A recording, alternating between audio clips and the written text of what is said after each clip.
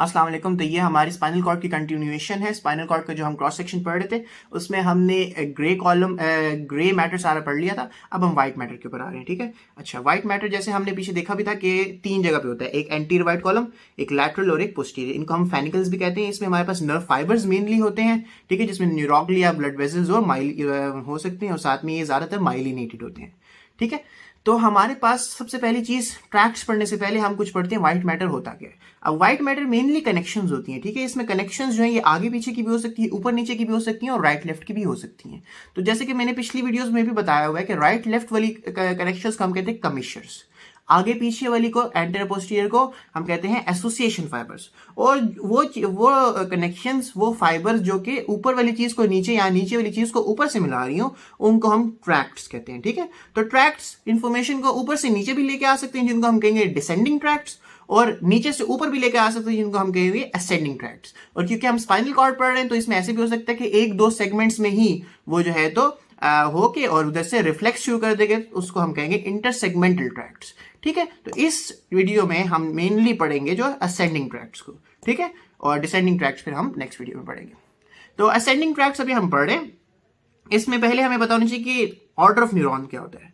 सबसे first order neuron कौन सा होता है? वो वाला न्यूरॉन जो कि हमारे पास इंफॉर्मेशन को स्पाइनल कॉर्ड के अंदर लेके आता है। ठीक है, स्पाइनल कॉर्ड से जो ऊपर लेके जाता है अपर ब्रेन सेंटर में, मेनली थैलेमस में, वो सेकंड ऑर्डर होता है, और जो थैलेमस से फिर ऊपर जो है तो कॉर्टेक्स में लेके जाएगा वो थर्ड ऑर्डर होगा।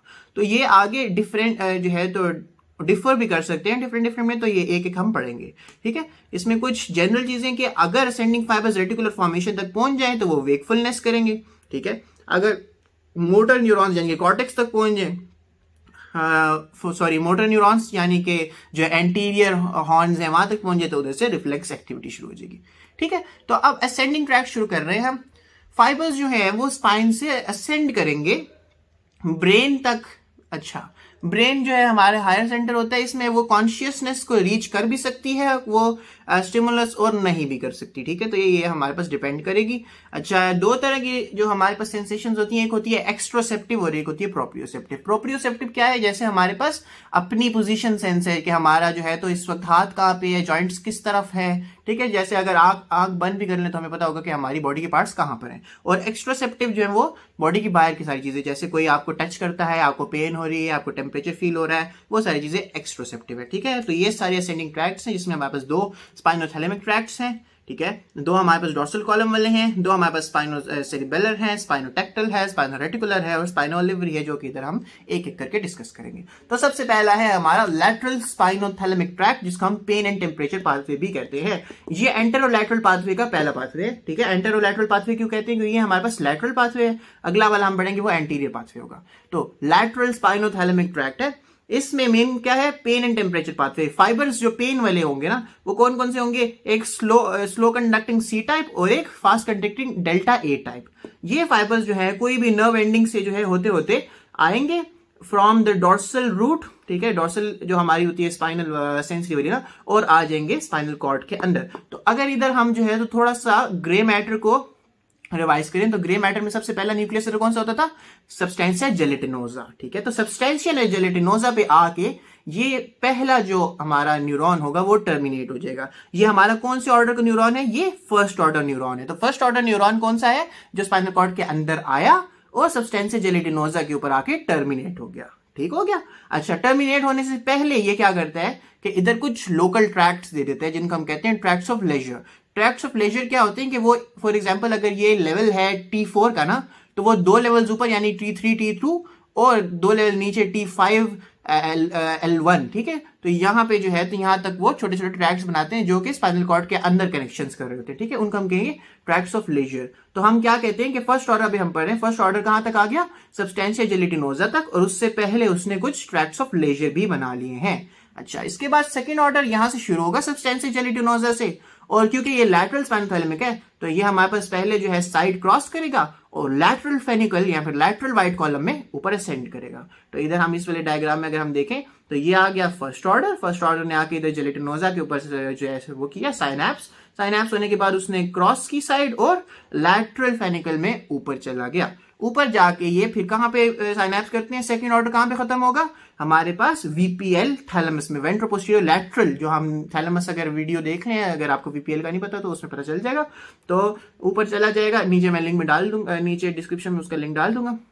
तो ये ऊपर वीपीएल के ऊपर जाके सेकंड ऑर्डर भी खत्म हो जाएगा और थर्ड ऑर्डर इधर से शुरू होगा और हमारे पास पोस्ट सेंट्रल गायरस इधर जाके खत्म हो जाएगा। ठीक है, तो ये था हमारे पास लैटरल स्पाइनोथैलेमिक ट्रैक्ट। इसको मैं रिवाइज करूं तो बहुत आसान है। सबसे पहला जो ऑर्डर होगा वो अंदर आ जाएगा, ठीक है, डोर्सल कॉलम में सबसे पहले वो ट्रैक्ट्स ऑफ लेजर देगा और फिर सब्सटेंशिया जेलेटिनोसा के ऊपर साइनैप्स कर लेगा। वहां से वो शुरू होगा, क्रॉस करेगा साइड को और लैटरल फेनिकल में ऊपर चला जाएगा। ऊपर जाके वीपीएल के ऊपर साइनैप्स करेगा। साइनैप्स करने के बाद थर्ड ऑर्डर शुरू होगा और वो पोस्ट सेंट्रल गायरस में चला जाएगा।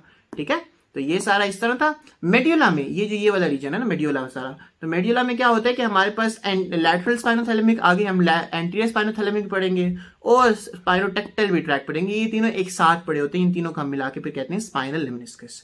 ठीक है, ये आगे हम एक बार देख भी लेंगे। अच्छा, इसके अलावा क्या क्या होता है हमारे पास, जैसे ही ये अंदर आता है ना तो डिवाइड हो जाते हैं into ascending and descending branches.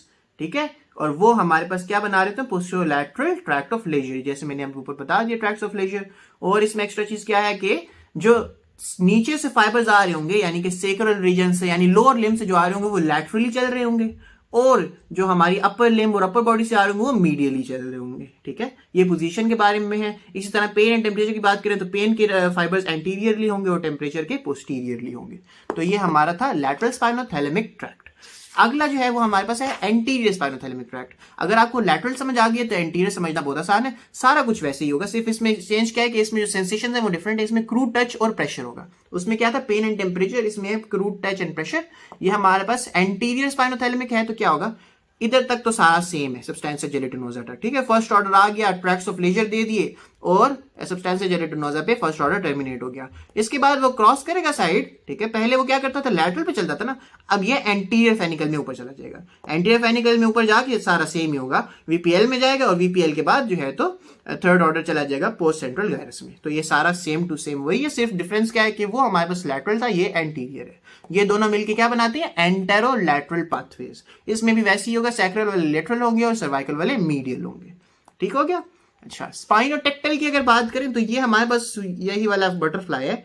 इसमें बटरफ्लाई को अगर हम देखें, ये ब्लू वाली जो जा रही है ये कौन सी, ये लैटरल पाथवे है। ठीक है, जो हमारे पास लैटरल स्पाइनोथैलेमिक है। ये ग्रीन वाला एंटीरियर स्पाइनोथैलेमिक है। तो इन दोनों के बीच में जो है ना स्पाइनोटेक्टल हो रहा होता है, इन दोनों के बीच में स्पाइनोटेक्टल का मेन काम क्या होता है कि हमारे पास स्पाइन से ऊपर टेक्टम में लेके जाते हैं, मेनली जो सुपीरियर कॉलिकुलस में होते हैं। ठीक है, तो सुपीरियर कॉलिकुलाई किस लिए काम करते हैं, ये फिर हमारे पास स्पाइनोविजुअल रिफ्लेक्सेस में काम करते हैं। यानी कि हम जो है तो फॉर एग्जांपल हमारे हाथ की ऊपर चूंटी हो तो हम उसको पहले हटा देते हैं और उसके बाद उसको देखते हैं, तो ये हमारे पास स्पाइनोविजुअल रिफ्लेक्स होता है। ठीक है, तो ये हमारे पास रिफ्लेक्सेस में काम करते हैं और यही तीन जो होंगे ना ये मेडुला में जाके बिल्कुल पास हो जाते हैं, इनको हम कहते हैं स्पाइनल लेमनिस्कस। ठीक हो गया, तो ये हमने तीन ट्रैक्ट्स पढ़ लिए, दो एंटेरोलैटरल पाथवे और एक जो है तो स्पाइनोटेक्टल।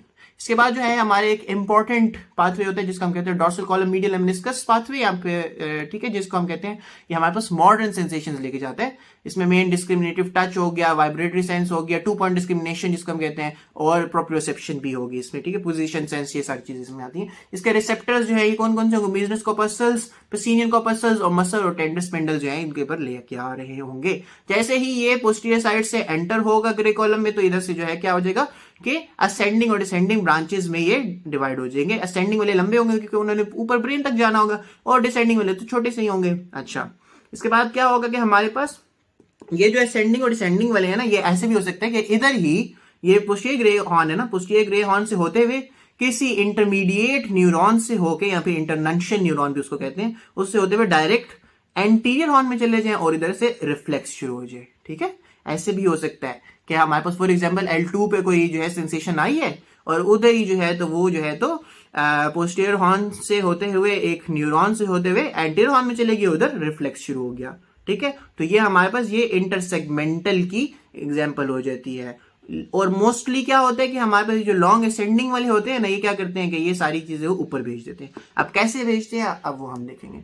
पीछे जब हमने देखा तो ज्यादातर क्या हो रहा था कि जैसे ही अंदर आते थे तो इधर साइनैप्स कर जाते थे ना सब्सटेंस जेलेटिनोजा पे, लेकिन इसमें साइनैप्स नहीं करेगा।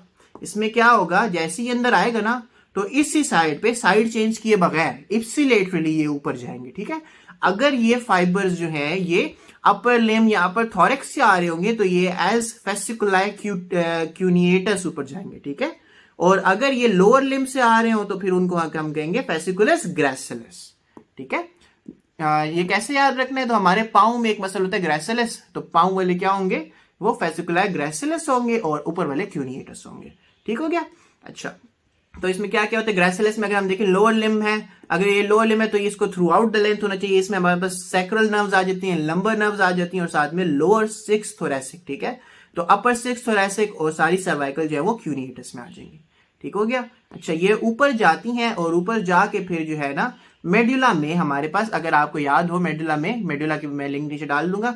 मेडुला में हमने पढ़े थे कि उसमें न्यूक्लियाई क्यूनिएटस और न्यूक्लियाई ग्रेसिलस होते हैं, तो ये उन पे जाके रिले करती हैं। उससे आगे हमें पता है कि सेकंड ऑर्डर शुरू हो जाते हैं जो कि इंटरनल आर्कुएट फाइबर्स होते हैं, उधर सेंसरी डेकोसेशन हो जाती है। ठीक है, वो फाइबर जो है क्रॉस करते हैं, क्रॉस करने के बाद जो है वीपीएल में जाते हैं और वीपीएल से थर्ड ऑर्डर शुरू होकर वो पोस्ट सेंट्रल गायरस में चले जाते हैं। इसको अगर मैं थोड़ा सा समझाऊं, इधर ज्यादा मैं डिटेल में नहीं जाऊंगा क्योंकि इसको मैंने बहुत बार समझाया हुआ है कि अगर फॉर एग्जांपल ये मेरी टांग है ना, ठीक है, तो टांग से सेंसेशंस आएंगी वो मीडियली जाएंगी। ठीक है, इन डॉर्सल कॉलम वाले में।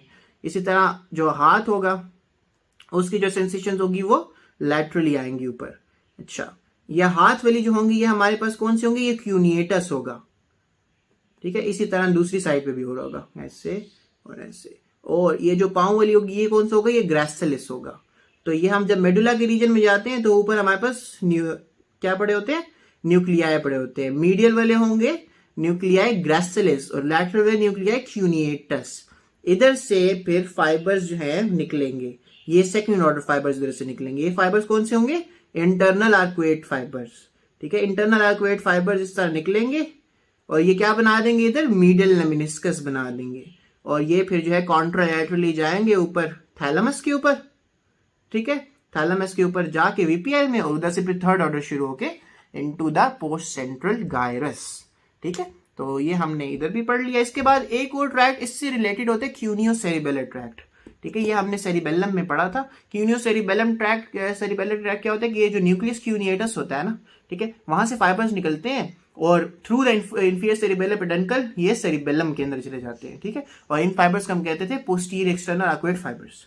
इनका मेन फंक्शन क्या है कि ये जॉइंट मसल इन्फो को जो है ना, मसल जॉइंट इन्फो को, उसकी जो सेंस है उसको सेरिबेलम तक पहुंचाता है।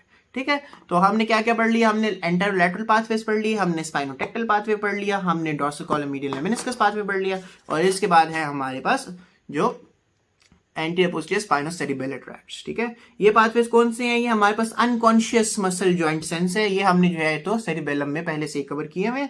इधर मैं जल्दी से पढ़ाऊंगा कि हमारे पास जो अनकॉन्शियस प्रोप्रियोसेप्शन होती है वो यहाँ पे होती है। तो इसमें मेन जो न्यूक्लियस काम कर रहा होता है ना वो होता है न्यूक्लियस डॉर्सैलिस, जिसको हम कहते थे क्लार्क्स कॉलम। ठीक है, ग्रे उसको जाके पढ़ लें, ग्रे मैटर को उसमें याद आ जाएगा।